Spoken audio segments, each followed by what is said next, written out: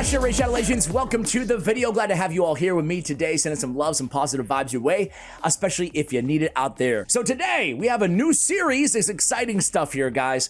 We have an all-epic team for every hard dungeon in the game. Now, no team presets here to go through. This is just full auto, every team. I'm not going in and doing anything, just using the gear and the champions that we have and leaving them to their own devices, right? We can do whatever we want. Do we have a deal? So this is a new series because what I want to do is make follow-up videos highlighting 5 different epic champions. Who knows, maybe we can even change rarities, go to some unsung heroes and legendaries, or even some rare champions in the future. So if there's a champion that you have been really high on and nobody talks about, specifically epics, go ahead and drop them in the comments below, and who knows, maybe they'll star In the next one team to beat every hard mode dungeon video. Man, I gotta think of a spiffier title than that. That's a mouthful. Also, one of the champions on our team today, arguably the best epic out there, is certainly top 5 in my opinion. It's Ugo. She's gonna be on the team. I did a nice mix, I think, if I pat myself on the back here, of having meta champions with some non-meta champions too, just to display champions that a lot of you guys probably have and a lot that you probably haven't heard a lot about, right? I'll give substitutions along the way, and I'll tell you why I love all these champions and how I have them geared. But Ugo, every month or two, I get to put in a request with Plarium for a new download link for friends, family, or a second account, whatever. For the first time ever, I have a link for Ugo. So I put in a request for Ugo, and I'm shocked that they granted it. So started a new account with Ugo and a Tagore. I'll have a download link if you guys want to share that or you want to use it for a new account on your own devices, right? You can get Monkey King promo code, get a Sun Wukong, get a Loki. Hey, nobody cares. Nobody cares. Anyway, Ugo's amazing. I have her in a Reflex set here, guys.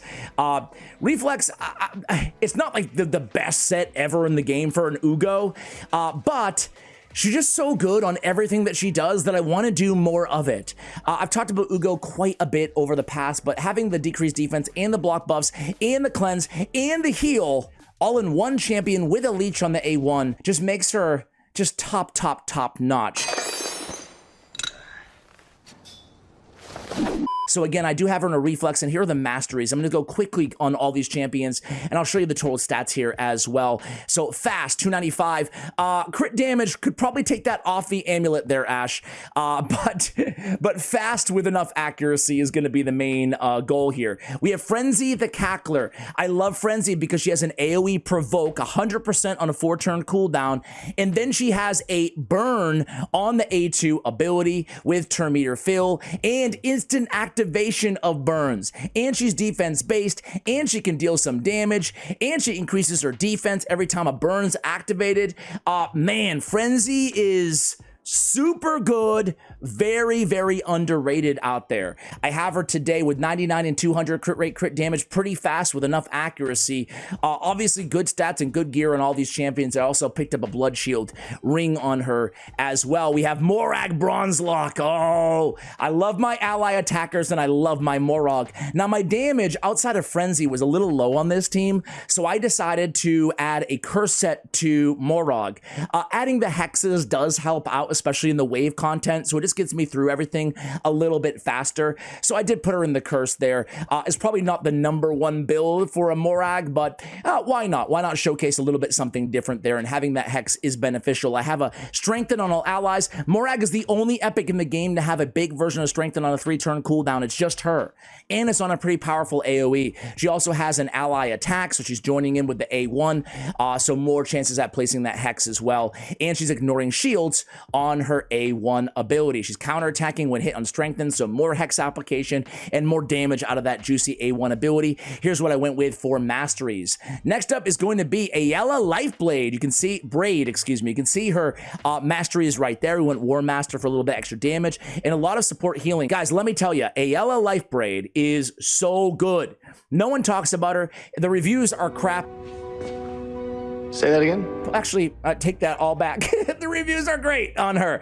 And you know what? They're right. The reviews are right, guys. I have her built with a little bit of Righteous and Resist on her, just to resist against the Ice Golem, potentially the Fire Knight.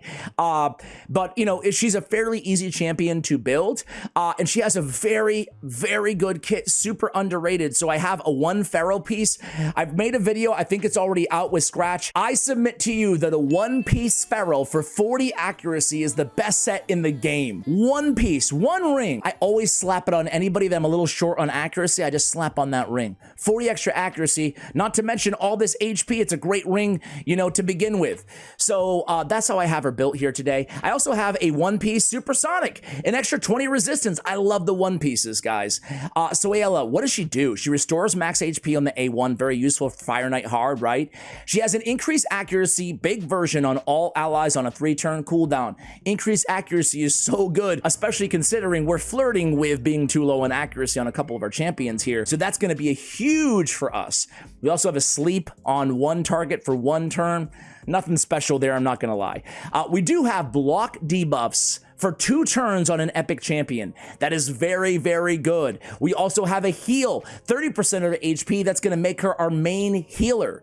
So now we're getting block debuffs, we're getting increased accuracy, we're restoring lost HP, and we've got a main healer on the team, and this passive, 12% chance of activating an instant turn effect on this champion or an ally after using an active skill. It's like almost, not quite, but almost like having a built-in Relentless, a 4-piece set on everybody on the team when she's on the team with this instant turn mechanic. It is on a 1-turn cooldown, so we built her fast, 335 speed, and that's all that really matters. And again, I already showed you her masteries. And then we have Fat Man. There's his masteries.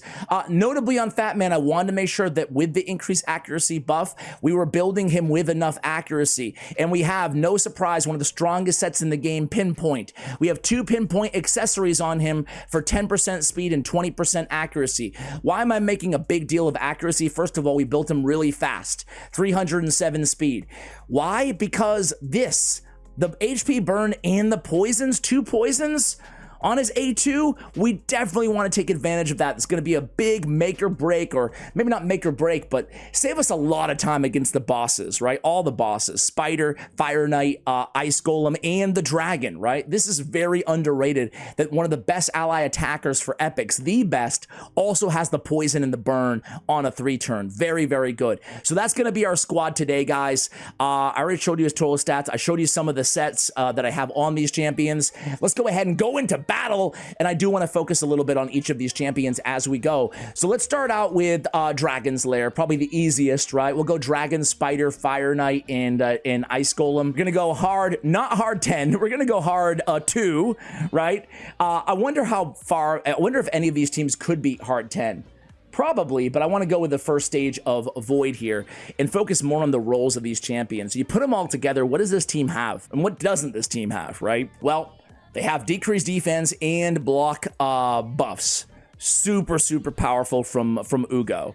It's why she's so freaking unbelievably good. Just having all of that into one champion. There's a reason she's used even in the end game still in Hydra Clan Boss and really everywhere. She's so incredibly good. And all those heals, right? So she's going to be our secondary healer on this squad after a Yellow Light Blade. And she's going to be just great control. The block buffs, it speeds up the runs too, because we're going to be, you know, stopping an Uragrim, for example, of landing continuous heal on everybody, depending on, oh, there it is, perfect, right? So like, it's just going to stop them from buffing up and supporting, right?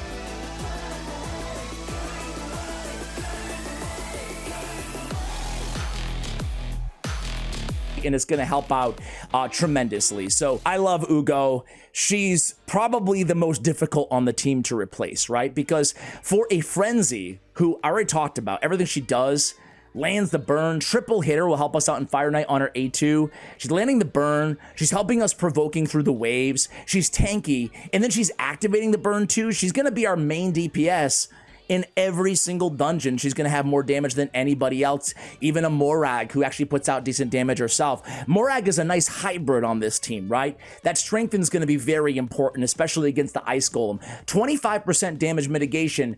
I don't need to tell you guys, That's huge. It's really big. It's going to be very beneficial for our team. Sleep well, my friend. Ayala, she's our main healer.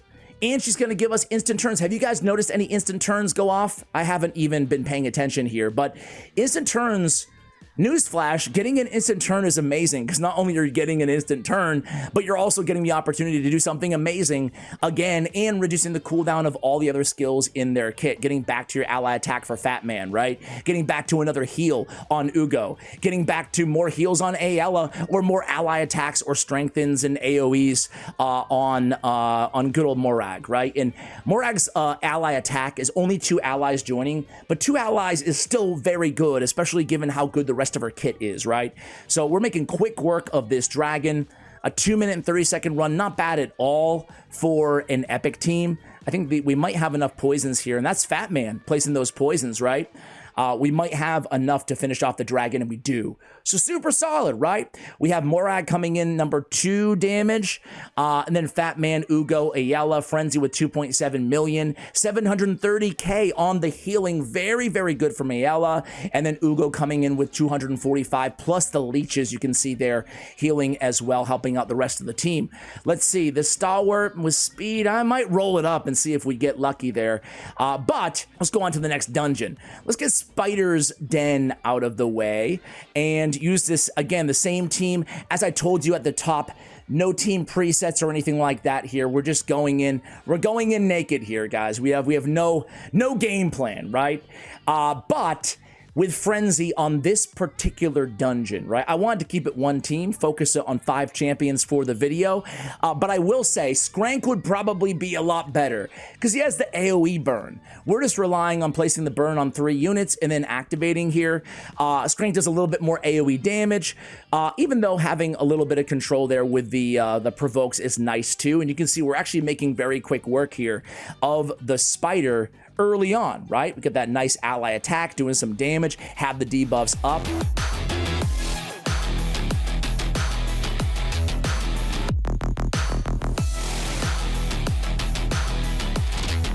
So it's going to take a little bit longer because of the heals, obviously, on the Spider. We can certainly optimize this run a little bit, but I'll come back at you guys at the end of this one. I don't want too much kind of me just rambling on for 2 minutes here at a time. But Frenzy's going to be the hard carry here with the burn, and not Fat Man as well, because he has the burn and the ally attack and just help being a motor for this squad, not to mention Ugo supporting. So I'll be right back, guys, and we'll see if we can make some quick work of this Spider. All right, guys, not too bad. 1 minute and 45 seconds, right? And again, Frenzy comes through big time. She was tanking for the team, and she also did, obviously, the most damage. But Morag coming through with 4 million of her own, which is really, really nice. Of course, that was coming from Hex, most of that from the curse set. All right, let's go into Fire Knight, guys. And I want you guys to pay attention on this run to see how we do. The 2 ally attackers, by the way, Morag and Fat Man, they're going to be our main go-tos for this run. But Ayala is going to be great too, right? Again, restoring the HP as well as controlling through the waves here, the triple hitter on that A2, the instant activation if we're lucky enough to land a burn on the Fire Knight. We don't have any... Okay, we don't have any freeze or anything like that for control here, so we will have to be prepared to heal up in between the big AoE slaps from the Fire Knight. That's why we have Ugo and Ayala on the team as well. So, guys, I'll come back to you when we get to the Fire Knight. All right, guys, here we go against the Fire Knight himself. Let's see how this squad does. So we go in with a brand of shame that's not going to help us out. Neither are all these debuffs, but we're going to go in. We're going to go in hard here. So here comes the beatdown right in time for that turn meter to fill up. Just great. Just great. All right, let's go in there. Now we take the big hit.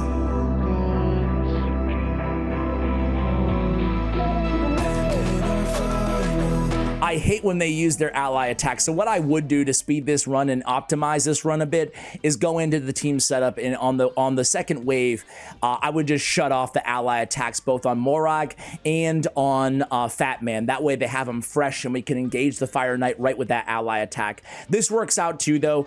I want you guys to pay attention to the extra turns if we actually get some here from Ayala, those instant turns, I should say. Let's pay attention to that. So we get a little bit of damage there. We will take a big hit, but again, we have HP restoration on this squad, and we have tons of healing with that strengthen. So there's that Ugo Brew. We go in there again. We get an instant turn right there. Not bad, right? So she can hog the instant turn as well, but that's okay because we can use more HP burns, more HP burn activations, and more block debuffs and heals, of course. So here comes a beat down again. We're going to get that shield down. And now we're going to start stacking up that damage a little bit. That was the burn ability there. And then we get another ally attack.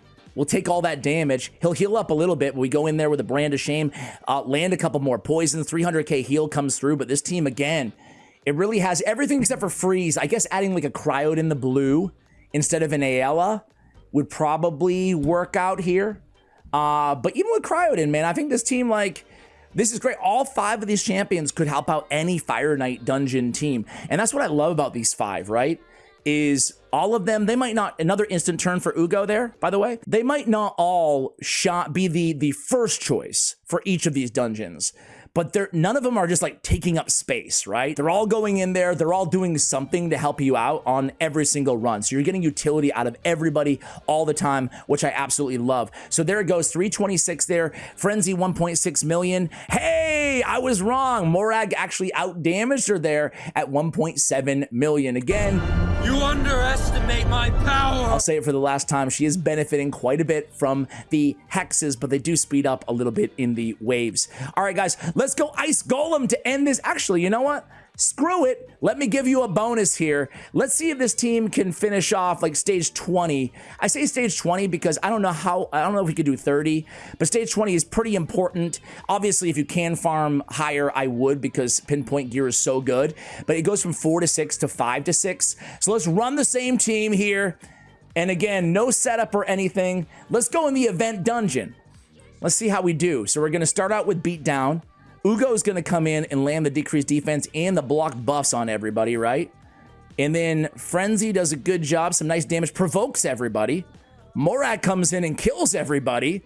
Oh yeah, this is going to be a breeze. Even the event dungeon is a cinch for this team. I don't want to speak too soon, but things are looking pretty good, right? I love the block buffs. Obviously, Ugo is an absolute all-star MVP stud when it comes to this event dungeon because of the block buffs. We don't have to worry about the block damage, and it really makes this run so much easier. So there goes Odin doing a little bit of damage, getting a little bit of heals, but we're going to be okay. It's just a matter of time here. I'll come back to you guys at the end of this run, then we'll go into Ice Golem. All right, guys, it looks like this beatdown is going to be the end. A minute 12, not bad at all for the event dungeon. I guess some pinpoint here. I'm actually going to sell that, but still, we got it nonetheless. All right, guys, it's time for Ice Golem. Here we go, Ice Golem 2. Ice Golem. Obviously the same team. You guys have seen the wave content enough now. I don't need to show you it again. I'll come back to you when we get to the Ice Golem. All right, guys, here we are at the Ice Golem himself. So the beatdown comes down to start things off against the Ice Golem. Obviously, with the Ice Golem, you got to be careful. You do too much damage against this guy, he comes in with that big smack and the minions aren't dead, we might be in trouble here. But we have some pretty nice survivability again. Obviously, Frenzy is going to be clutch on this dungeon, not only with the provokes to control the guards, keep them from debuffing the team, but also to burn and to activate the burn, our main DPS, right? She brings so much to the table here. But Morak, it cannot be overstated or understated, I guess it cannot be, how valuable the strengthen is. 25% damage mitigation is going to be the difference between a big knockout punch from Clysis, whatever you say his name, the latter, wiping out, right? Or staying alive. So here comes the Raider Captain. Again, damage looking pretty good so far. We're going to have a big nuke coming in soon. Ugo Brew comes in. That's totally cool. Frenzy, why don't you guys focus on the Ice Golem there for a little bit. I guess getting the guard down would be helpful too. Big swing. Everybody's still looking good.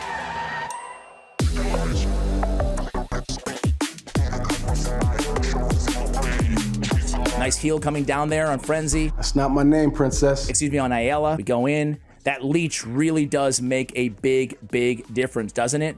Big heal coming in again from Ayala. Just supporting the team. We go in there, and there it is. This is hard mode Ice Golem, making it look fairly easy, guys. What do you think of this team? What do you think of these champions? Who do you want to see in the next episode? Personally, I would say Frenzy and Ayala Lifebraid are super off-meta champions I don't hear talked about much. Fat Man, Morag, and Ugo, definitely, well, especially with Fat Man and Ugo, definitely a big-time meta champions. Morag somewhere in between. They're 5 of my favorites. You can't go wrong with investing in any of these 5 epic champions, guys. Hope you enjoyed the video. Thank you for watching, and as always, take care, guys.